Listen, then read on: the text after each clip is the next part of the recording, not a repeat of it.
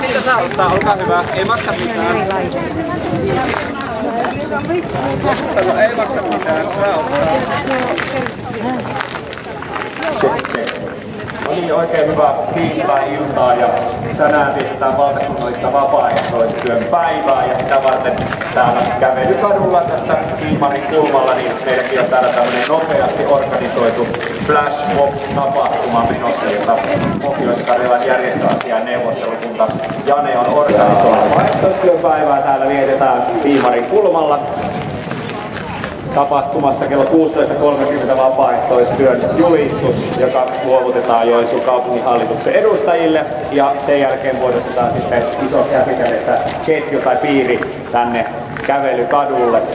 Valtakunnallinen vapaaehtoistyöpäivä haluaa nostaa huomioon kökille marrastajilla kökiä täällä Kiimarin edessä ja paikalle on saapunut myös Pohjois-Karjalan kylä, joka on suuri vapaaehtoistoimija. Tervetuloa. Terve. Tosiaan 230 ja 250 kuuluvien joukkoja ja niitä on vaikka sanotaan 200 per kylän.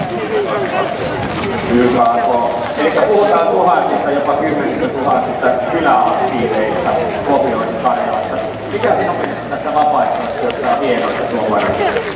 No tulevaisuudessa meillä on kyllä kovat haasteet, meidän pitää kaikkien terästää. Paikalla useita järjestöjä ja järjestöjen edustajia ja Pohjois-Karjalasta pääjärjestäjänä on Pohjois-Karjalan järjestöasiain neuvottelukunta eli Jane. Ja nyt mennään sitten suoraan virallisesti ottaa Joensuun kaupunginhallituksen edustajille Jaanalle ja Kristalle. Suomalaiset välittävät toisistaan ja ympäristöstään. Jo nyt 2/5 suomalaisesta tekee palkatonta työtä yhteiseksi hyväksi.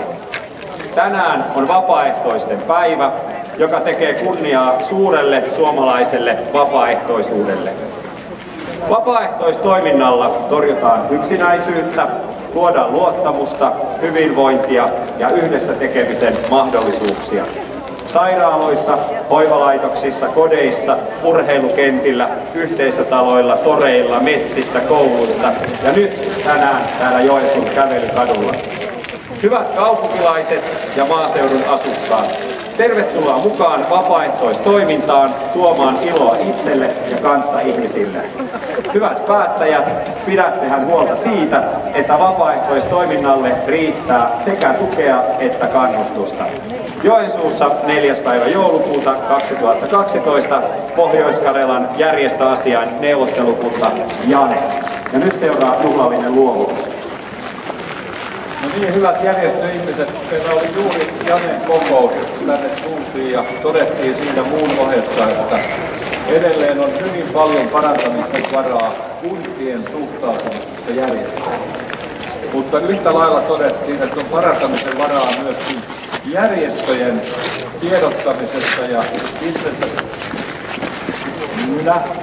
näkyväksi tekemisessä. Ja tätä kannattaisi kaikissa järjestöissä myöskin miettiä, että miten se viesti siitä, mitä järjestöt tekevät, tavoittaisi paitsi nämä kuntien päättäjät ja myöskin sitten ne kuntien virkamiehet, jotka käytännössä joka päivä arjessa palveluita tuottavat.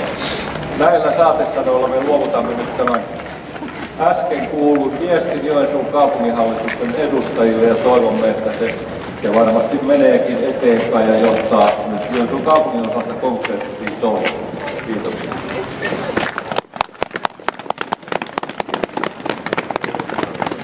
Ja tämän vuoden vapaaehtoistoiminnan teemana on käsi kädessä, joten nyt hyvät ihmiset siellä kävelykadulla kaukana ja erityisesti tässä lähellä, ottakaa sitä vieressä olevaa ihmistä kädestä kiinni.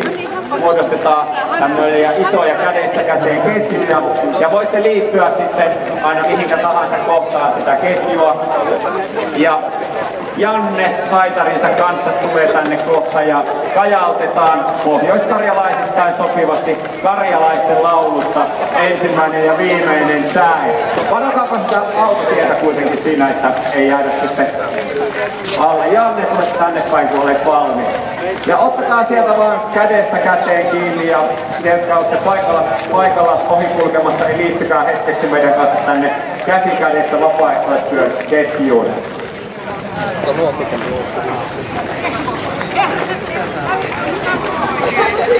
Ja karjalaisten laulu alkaa suuäänteellä.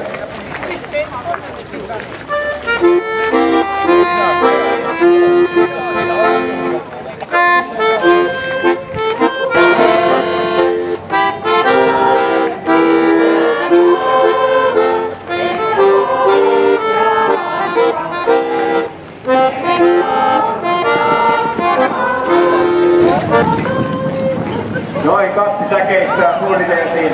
Nyt ennen kuin laskette vielä irti siitä kaverista, niin pitäkää hetki kiinni ja katsokaa vasemmalle puolelle olevaa ihmistä suoraan silmiin ja oikealle puolelle olevaa ihmistä silmiin. Ja sitten vuoron perään, että se katse sattuu siihen ihmiseen väkisinkin.